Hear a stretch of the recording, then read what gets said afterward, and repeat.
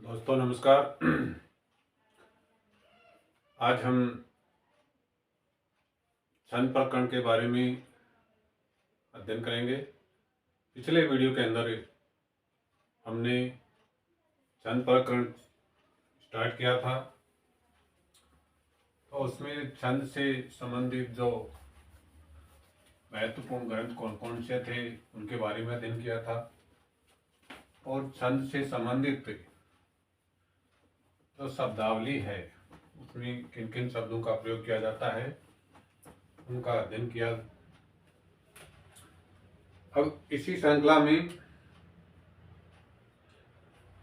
हम संख्याओं का अध्ययन करेंगे। संख्या हमने पाद, चरण, मात्रा, गण इनके बारे में अध्ययन कर चुके हैं। अब हम संख्या के बारे में करेंगे, क्योंकि छंद के अंदर अपन लक्षण के अंदर ये कितनी मात्राएं हैं, लक्षण में कितने वर्ण हैं, उन संख्याओं का निर्धारण करने के लिए कुछ सांकेतिक शब्दों का प्रयोग किया गया है। छंद के लक्षण में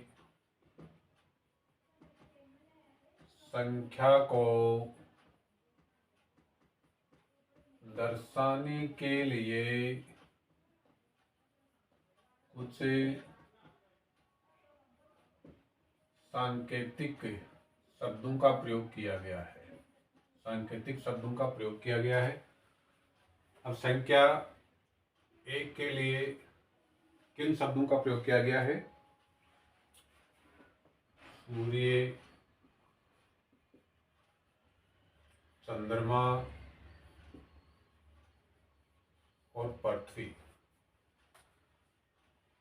संख्या एक के लिए सूर्य, चंद्रमा और पृथ्वी, इन सांकेतिक शब्दों का प्रयोग किया गया है। ये शब्द कहीं न कहीं छंद के लक्षण में मौजूद रहेंगे। अब संख्या दो के लिए किन सांकेतिक शब्दों का प्रयोग किया गया है? वो है नेत्र, पक्ष और युगल।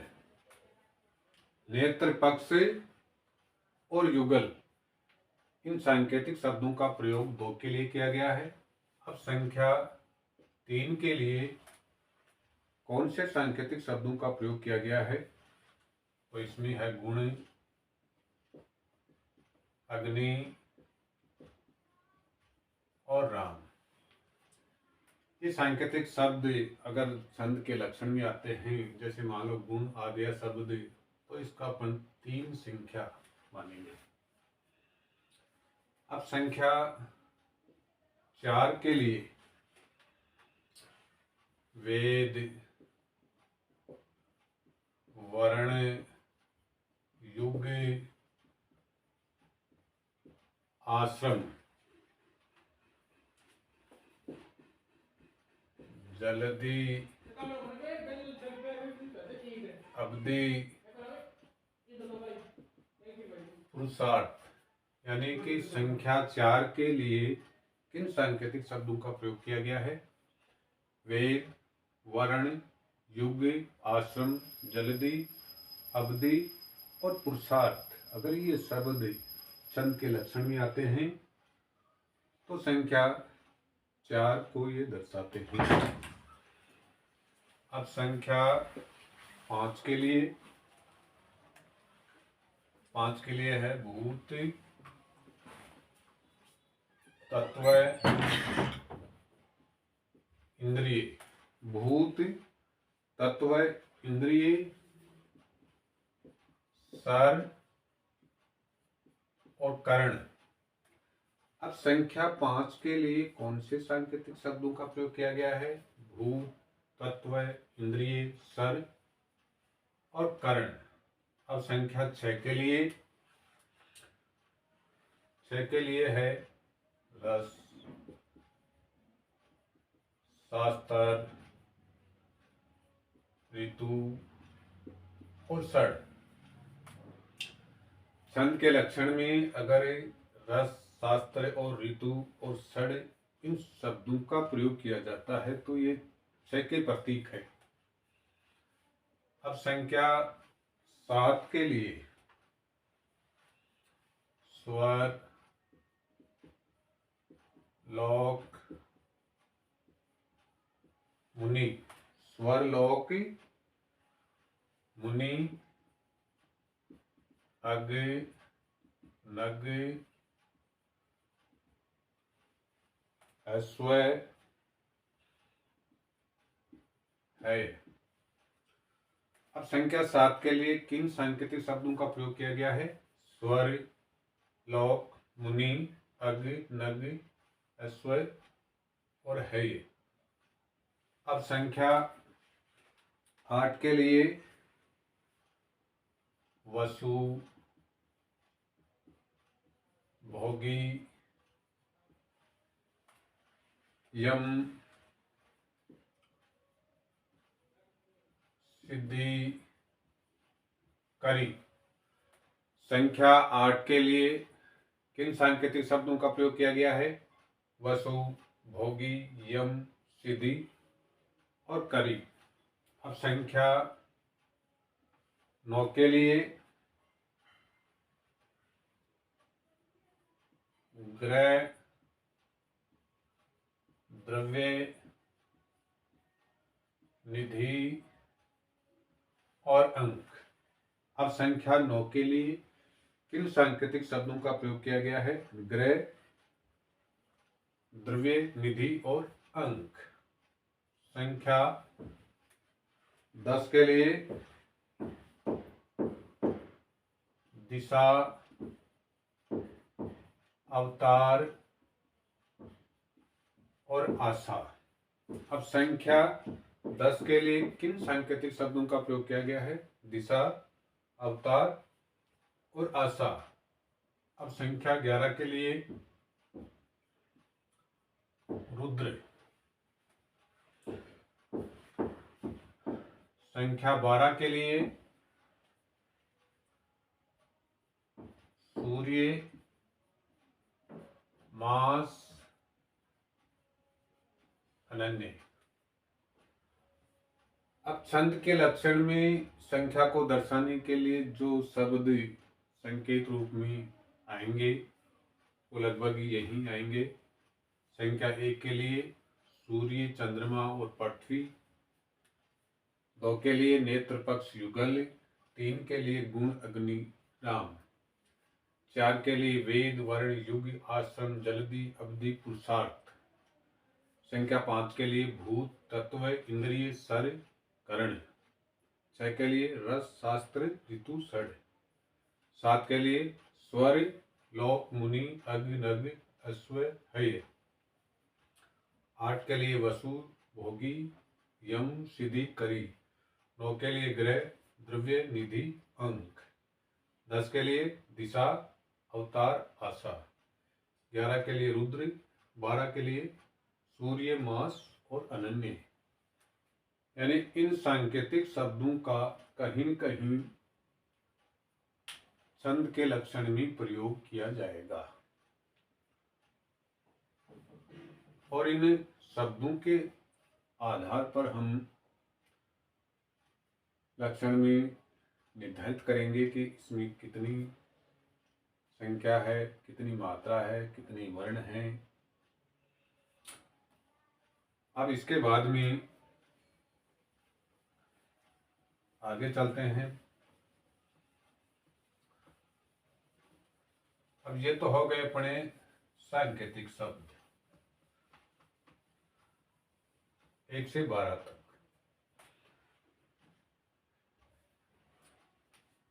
अब है छंद के प्रकार। अब छंद के प्रकार कितने हैं? 2 हैं। पहला है वर्णिक, जिसको वर्त बोलते हैं। दूसरा है मात्रिक, जिसको जाति बोलते हैं। छंद के प्रकार कितने हैं? 2 हैं। वर्णिक, जिसको वर्त बोलते हैं, मात्रिक, जाति बोलते हैं। अब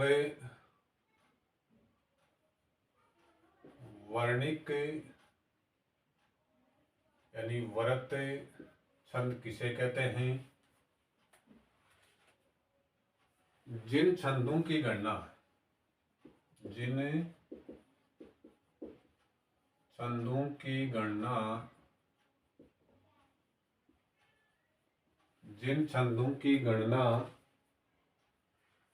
लघु, गुरु एवं 8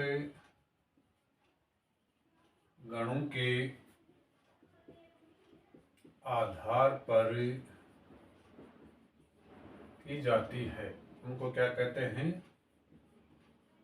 वर्णिक या वृत्त छंद। अब वर्णिक या वर्त छंद किसे कहते हैं? जिन छंदों की गणना लघु, गुरु एवं 8 गणों के आधार पर की जाती है, उसको वर्णिक या वर्त छंद कहते हैं। जैसे वंशस्थ आदि। वंशस्थ आदि। वरत 3 प्रकार का होता है। वरत कितनी प्रकार का होता है? 3 प्रकार का। वरत 3 प्रकार का होता है। सम, विषम और अर्धसम। वरत कितने प्रकार होते हैं? 3। सम, विषम और अर्धसम। अब श्लोक के कितने चरण होते हैं? 4। श्लोक के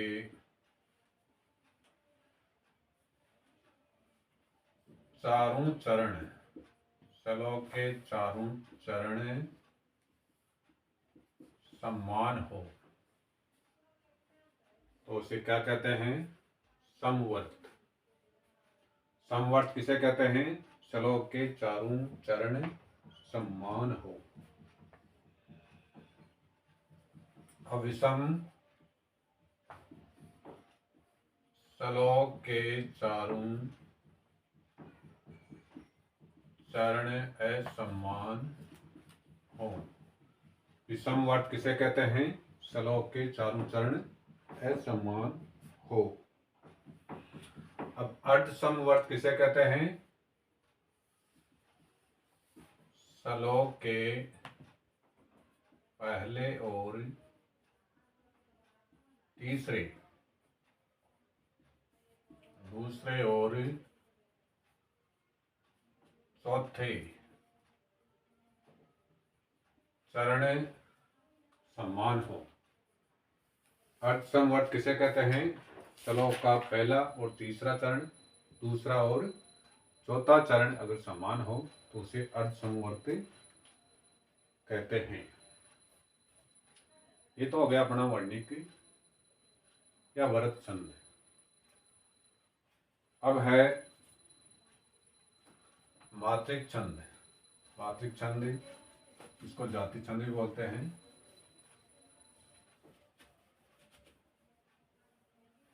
मात्रिक छंद।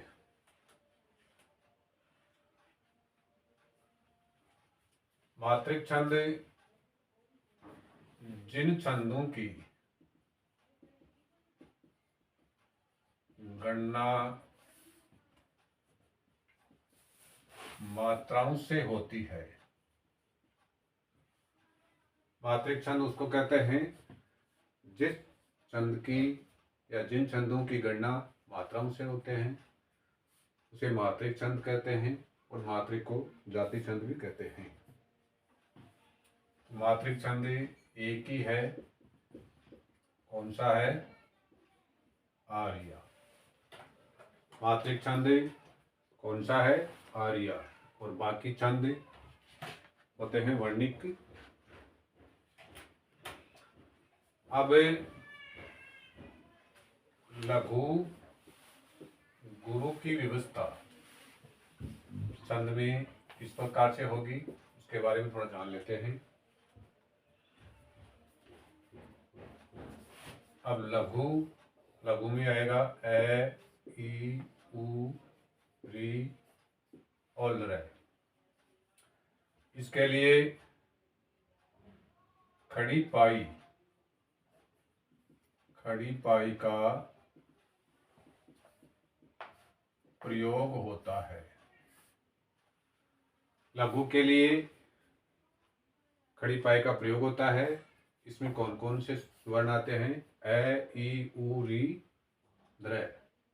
अगर छंद के लक्षण में या उदाहरण में ए, ई, उ, री, द्र शब्द आते हैं, वो वर्ण आते हैं, तो उनको एक खड़ी पाई का प्रयोग होता है उसमें, और इसकी एक मात्रा होती है, एक मात्रा होती है। अब गुरु के लिए कौन से वर्ण आते हैं? आ, ई, उ, ए, ऐ, ओ, औ, अं, अह। इसके लिए एस का संकेत होता है, इसकी दो मात्रा होती है।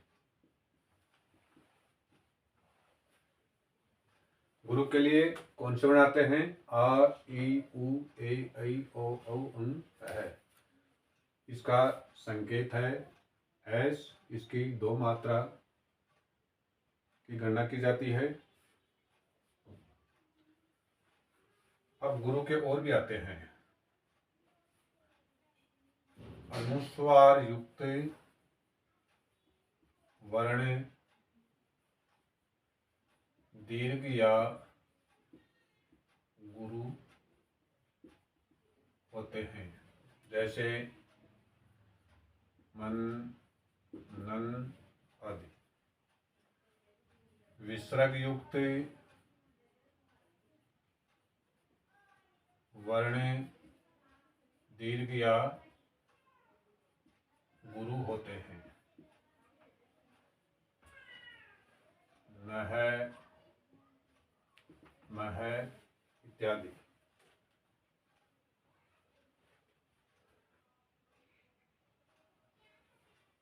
और संयुक्त वर्ण से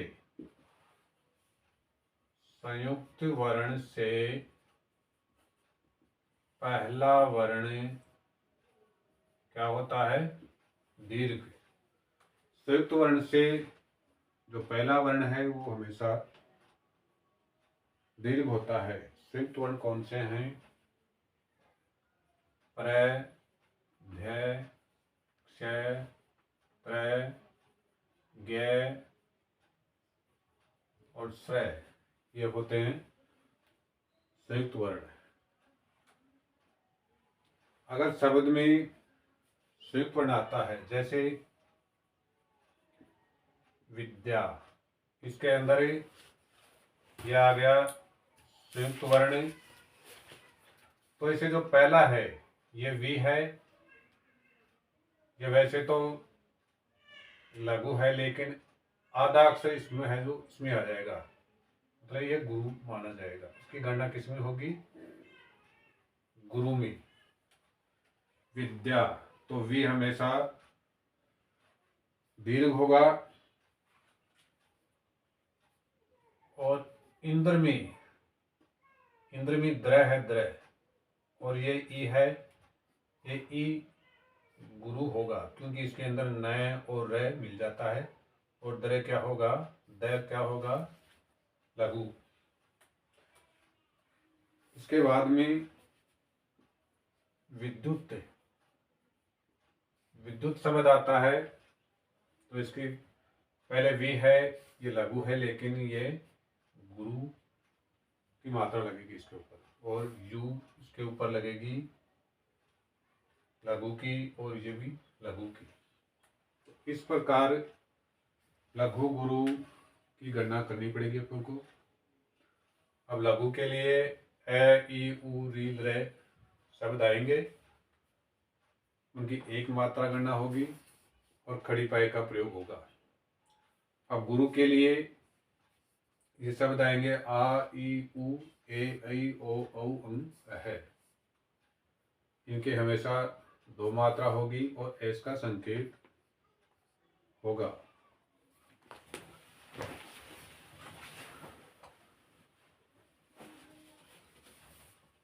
अब लघु गुरु की गणना करने के बाद में आगे चलते हैं इसी क्रम में।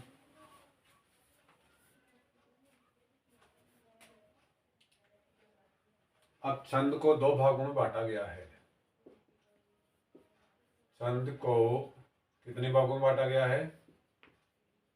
दो भागों में। छंद को कितने भागों में बांटा गया है? दो भागों में। पहला है मात्रिक, जिसको जाति भी बोलते हैं। इसमें केवल एक ही छंद है, कौन सा है? आर्या। अगर एग्जाम में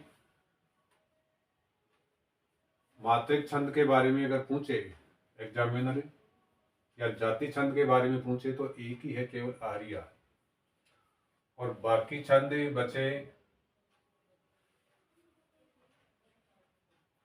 वो है वर्णिक छंद। वर्णिक छंद केवल मात्र एक ही आर्य छंद है, वो केवल मात्रिक छंद है, इसको जाति छंद भी कहते हैं।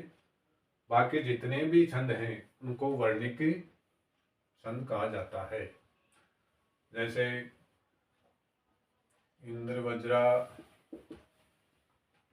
उपेंद्र वज्रा, उपजाति, वंशस्थ, मालिनी, भुजंग प्रियातम,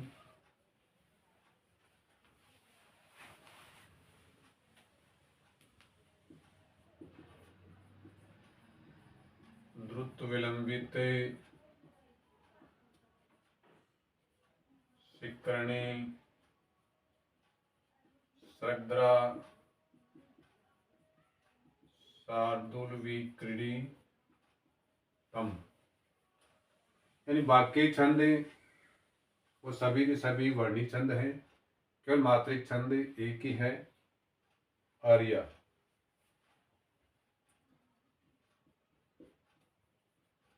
अब अगले वीडियो में हम इन छंदों के लक्षण और उदाहरण के बारे में चर्चा करेंगे। आज का टॉपिक यहीं समाप्त होता है। अगर वीडियो अच्छा लगे तो सब्सक्राइब करना, शेयर करना। जय हिंद, जय भारत।